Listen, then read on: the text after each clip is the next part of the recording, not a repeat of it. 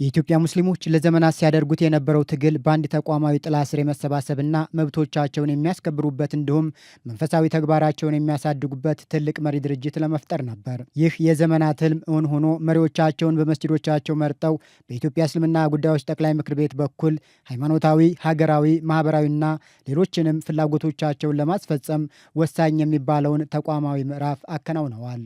ይህንንም ተከትሎ በ2017 የምርጫ ዘመን የተመረጠውና ለቀጣዮቹ 5 ዓመታት የኢትዮጵያ እስልምና ጉዳዮች ጠቅላይ ምክር ቤትን የሚመራው ተመራጭ መጅሊስ ሁሉንም በእኩልነት እንዳገለግል የጠየቁት የኡባዱር ረህማን መስጂድ አስተዳደር ሼህ አደም ጎሹ መሀባ ተመራጮቹ በዋነኛነት የማህበረሰቡን ችግሮች በመለየትና መፍትሄው ላይ እንዲሰሩ ጠይቀዋል። እነኚህ ሰዎች ኃላፊነት የመጡ ወንድሞች፣ አባቶች፣ ዑለሞች የማህበረሰቡን ችግር በሚገባ ከተወጡ የሀገሪቱን ችግር ቀረፉ እንደማለት ነው፣ በአንድም በሌላም መንገድ ማለት ነው። ስለዚህ ሀገር እንዲለማ ሀገር እንዳድግ የለማ ማህበረሰብ ስለሚያስፈልግ አሁን ከመጅሊስ ትልቁ ሊጠበቅባቸው የሚችለው የመረጣቸውም ያልመረጣቸውም የሚቃወማቸውም የሚደግፋቸውም ህዝብ የማገልገል ኃላፊነት አለባቸው፣ ግዴታ ነው። የመረጠውን ብቻ አይደለም አንድ ሰው ኃላፊነት ላይ ሲመጣ ማለት ነው፣ ሁሉንም ነው የሚያገለግለው። ሁለተኛ ደግሞ አማኞችን ብቻ ሳይሆን ከእምነቱ ውጭ ያሉ ማህበረሰቦችንም ደግሞ በቻልነው መጠን የምናገለግልበት ወይዎች ይኖራሉ።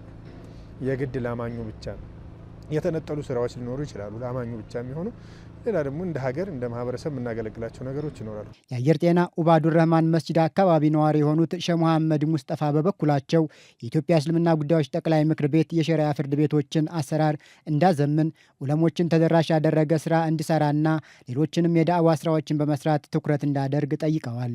እንደው መጅሊስ ቢሰራ ብዬ የማስበው ሸሪዓ ፍርድ ቤት ላይ ነው። ሸሪዓ ፍርድ ቤትን ማስተካከል አለበት። ሸሪዓ ፍርድ ቤት ብይኑ ምን ይመስላል፣ ብይኑ ሸሪዓ ጋር አብሮ ይሄዳል ወይ የሚለው ነገር በጣም አንኳር የሆነና ትልቅ ገንቢ የሆነ ነገር ውስጡ ላይ ያለበት ብዬ ስለማስብ ነው። ሸሪዓ ፍርድ ቤት ቢስተካከል ማህበራዊ ችግሮቻችን ይስተካከላሉ ብዬ አስባለሁ። በተለይ ጋብቻ ጋር በተያያዙ ጉዳዮች እንደ መፍትሄ ያመጣል ብዬ የማስበው ሸሪዓ ፍርድ በደንብ አድርጎ ካስተካከለው ወጣቱ ወደ ትዳር ይመጣል ብዬ አስባለሁ። መጅሊስ ዑለሞች ጋር ተደራሽ መሆን አለበት።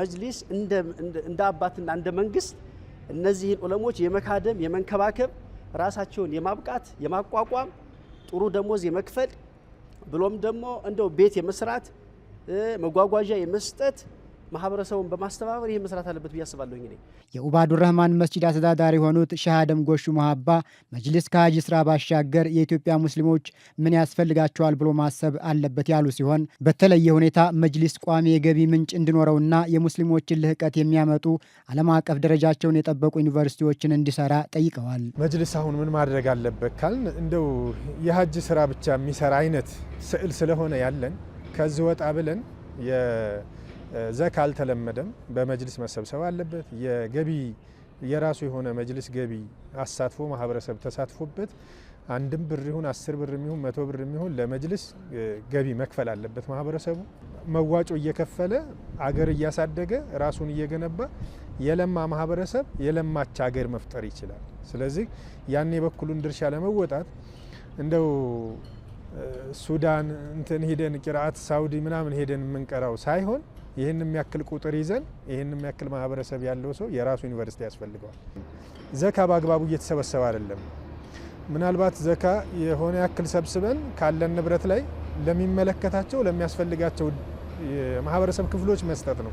ሼህ መሐመድ ሙስጠፋ በበኩላቸው መጅሊስ ማህበራዊ ጉዳዮች ላይ ትኩረት አድርጎ መስራት አለበት ያሉ ሲሆን በተለይም የጋብቻ ማዕከልን የመሳሰሉ ተቋማትን በመፍጠርና በማስተባበር ሴቶችና ወጣቶች ላይ በተለየ ሁኔታ መስራት አለበት ብለዋል። ወጣቶች ላይ መሰራት አለበት፣ ሴቶች ላይ መሰራት አለበት። ከዛም አንዱ ትዳር ላይ መስራት አለበት ብዬ አስባለሁ። ምሳሌ የኡባዱር ረህማን መስጊድ ሌሎችንም ብናያቸው የትዳር ማዕከል ቦታ የላቸውም፣ የጋብቻ ማዕከል ቦታ የላቸውም፣ የስልጠና ማዕከል የላቸውም።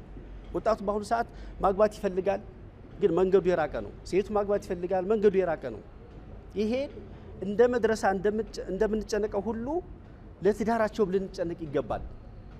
ጥሩ ዳኢ ለማፍራት ጥሩ መሻይኽ ለማፍራት ልጆች ላይ መስራት አለብን፣ ሴቶች ላይ መስራት አለብን ብዬ አስባለሁ። ለነጃሺ ቲቪ አስተያየታቸውን የሰጡትን ሙስሊሞች ምክር ቤቱ የራሱ የሆነ ዲጂታል ሚዲያና የተጠናከረ ልሳን ያስፈልገዋልም ብለዋል።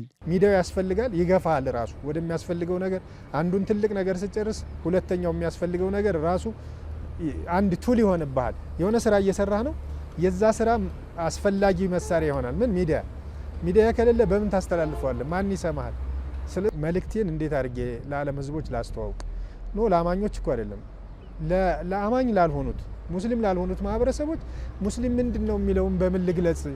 መጅሊስ መስራት አለበት ብዬ ማሰባው አንዱ ሚዲያዎች መደገፍ አለበት። ሚዲያዎችን ማብቀልም አለበት። ባለቤት የሌለው የሚዲያ ስርዓት ነው ያለን። ይሄን ግን መጠቅለል ይሄን ደግሞ እውቅና ሰጥቶ ምሳሌ ነጃሺ መንግስት ሊያውቀው ይገባል፣ መጅሊሳችን ሊያውቀው ይገባል፣ ሀሩን ሚዲያን መጅሊስ ሊያውቀው ይገባል፣ መንግስት ሊያውቀው ይገባል፣ ሌሎችም እንደዚሁ